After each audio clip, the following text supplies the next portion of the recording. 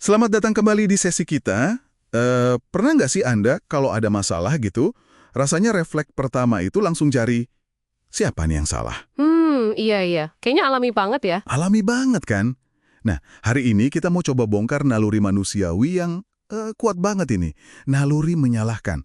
Kita pakai panduan dari bab 9 buku Factfulness. Kita lihat nih, kenapa kecenderungan ini bisa jadi, ya, penghalang buat kita paham dunia. Tepat, fokus kita memang ke sana. Gimana naluri buat nyari kambing hitam ini seringkali bikin pandangan kita jadi kabur gitu ya dari realitas yang, ya ampun, kompleks banget. Jadi nggak lihat gambaran besarnya ya? Iya, kita jadi kayak terpaku pada satu orang atau satu pihak aja. Padahal sering banget ada sistem yang lebih gede yang main peran di situ. Nah, mari kita coba telusuri kenapa sih kita gampang banget kejebak pola pikir begini dan gimana cara mengatasinya? Oke. Menarik. Kita langsung aja deh ke contoh dari sumber kita nih. Ada cerita soal sekelompok mahasiswa, gitu kan. Mereka ini marah banget sama perusahaan farmasi gede. Oh, yang soal obat itu ya? Iya, betul. Mereka marah karena perusahaan itu nggak mau bikin obat buat penyakit yang cuma menyerang orang miskin. Nah, jelas dong, sasaran kemarahannya ya para bos-bos perusahaan itu. Logis sih kalau dipikir sepintas. Tapi, tunggu dulu. Ada fakta yang lumayan bikin kaget nih. Seringkali, ternyata pemilik saham terbesar perusahaan farmasi kayak gitu itu dana pensiun. Dana pensiun, maksudnya? Iya, dana pensiun. Bisa jadi dana pensiun neneknya si mahasiswa itu sendiri ikut punya saham di perusahaan itu loh. Nah, kalau gini kan jadi, gimana ya, sedikit mengubah pandangan soal siapa yang bertanggung jawab, bukan? Wah, iya juga ya. Ini langsung nunjukin inti masalahnya kan? Naluri menyalahkan itu dorong kita cari penjelasan yang simple aja. Cari target yang jelas kalau ada apa-apa. Biar lega gitu ya. Nah, itu dia. Secara emosi rasanya lega. Tapi ya itu, seringkali menyesatkan. Kita jadi berhenti nanya lebih jauh, berhenti cari penjelasan lain yang mungkin lebih rumit, tapi sebenarnya lebih pas. Coba deh, Anda ingat-ingat kapan terakhir kali Anda otomatis nunjuk jari ke orang atau sesuatu pas ada masalah? Sering sih kayaknya. Hehehe. Dan dampak dari berhenti bertanya ini yang bahaya. Begitu kita udah nemu penjahatnya, ya udah, analisis kita stop di situ. Berarti, Sumber, kita kasih contoh klasik nih, nyalahin pilot yang katakanlah ngantuk pas ada kecelakaan pesawat. ya itu sering kedengeran. Tentu, itu faktor penting nggak bisa dipungkiri, tapi kalau kita berhenti di situ aja, kita jadi kelewatan pertanyaan-pertanyaan penting soal sistem di baliknya kan? Maksudnya kayak gimana tuh? Ya kayak, gimana sih aturan jam kerja pilot? Udah bener belum? Sistem pelatihannya gimana? Atau jangan-jangan ada masalah sama desain kokpitnya yang bikin pilot gampang salah? Fokus ke orangnya doang bikin kita abai sama perbaikan sistem. Padahal itu yang bisa cegah kejadian serupa lagi. Bener banget. Dan menariknya, jebakan menyalahkan ini ada sisi lainnya juga loh pas kita lihat kesuksesan. Oh ya, gimana tuh? Kita juga punya kecenderungan mirip, tapi kebalikannya. Terlalu cepat muji satu pahlawan atau pemimpin gitu kalau ada pencapaian hebat. Oh kayak, wah hebat banget dia sendirian. Persis.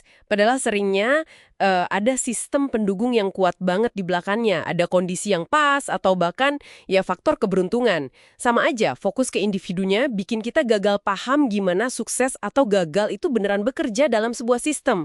Akibatnya ya itu, kita jadi susah belajar caranya ngulangin sukses atau ngindarin gagal di kemudian hari. Pola yang sama juga kelihatan ya. Misalnya, waktu kita suka ngeritik atau nyalahin wartawan soal berita yang rasanya kok buruk atau sensasional banget. Nah, itu juga contoh bagus. Kita mungkin lupa gitu ya, kalau mereka kan juga manusia. Punya naluri dramatis juga kayak kita. Dan mereka kerja di dalam sistem industri media yang kompetitif banget. Di mana perhatian pembaca itu jadi komoditas. Iya, itu dia. Perhatian Anda itu mata uangnya. Jadi nyalahin wartawannya aja itu sama aja ngabaikan dinamika sistem yang lebih besar, yang membentuk cara berita itu muncul. Terus pertanyaannya gimana dong caranya kita keluar dari jebakan naluri menyalahkan ini? Nah, bab 9 di Factfulness ini ngasih pendekatan yang cukup praktis sih. Gimana tuh? Intinya, lawan dorongan buat nyari kambing hitam. Daripada nyari siapa yang salah, coba deh cari penyebabnya. Fokus ke penyebab ya, bukan orang. Betul, alihkan fokus dari sekedar orangnya ke sistem yang ada di sekitarnya. Coba tanya deh, ini murni karena niat jelek seseorang atau ada kelemahan di sistemnya yang bikin ini bisa terjadi? Atau malah mendorong ini terjadi? Masuk akal. Sebaliknya juga gitu. Kalau ada sukses, tanya juga, sistemnya mendukung nggak sih pencapaian itu? Nah, ini kan jadi pertanyaan penting buat kita semua ya.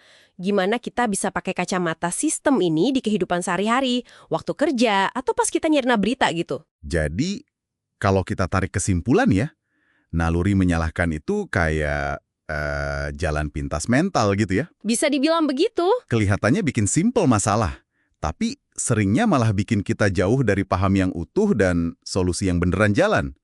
Kita jadi gampang banget kejebak nunjuk jari ke satu orang, entah itu buat gagal atau sukses, terus lupa sama gambaran besarnya. Iya, persis. Pesan utamanya yaitu, biar bisa paham dunia lebih jernih, kita perlu belajar lihat lebih dari sekedar orang per orang.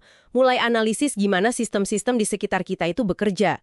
Jadi, lain kali nih, kalau Anda ngerasa dorongan kuat banget buat nyalahin seseorang atau sesuatu, Coba rem dulu ya. iya, coba berhenti bentar, terus tanya ke diri sendiri. Oke, selain orang ini, sistem apa aja ya yang mungkin ikut main di sini? Oke, nah, sebagai penutup nih, ada pemikiran buat Anda renungkan di rumah. Gimana kalau kita mulai ganti pertanyaan, siapa sih yang salah?